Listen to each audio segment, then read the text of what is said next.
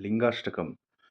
ब्रह्ममुरारिसुरार्चितलिङ्गं निर्मलभासितशोभितलिङ्गं जन्मजदुःखविनाशकलिङ्गं तत्प्रणमामि सदा शिवलिङ्गम्। देवमुनिप्रवरार्चितलिङ्गं कामदहनकरुणाकरलिङ्गम् रावणदर्पविनाशनलिङ्गं तत्प्रणमामि सदा शिवलिङ्गम्।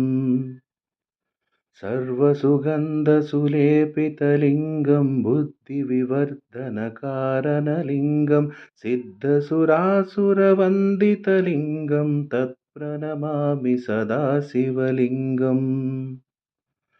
कनकमहामणिभूषितलिङ्गं फणिपतिवेष्टितशोभितलिङ्गं दक्षसुयज्ञविनाशनलिङ्गं तत्प्रणमामि सदा शिवलिङ्गम्।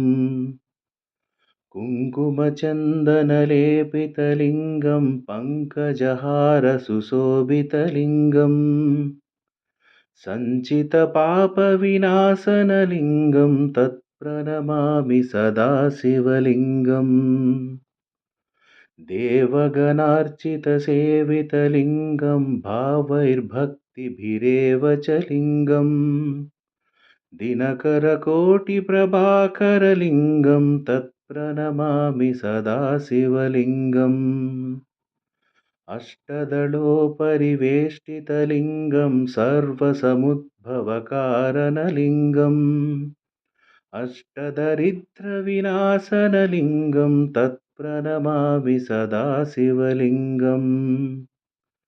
सुरगुरुसुरवरपूजितलिङ्गं सुरवनपुष्पसदार्चितलिङ्गम् परमपदं परमात्मकलिङ्गं तत्प्रणमामि सदा शिवलिङ्गम्।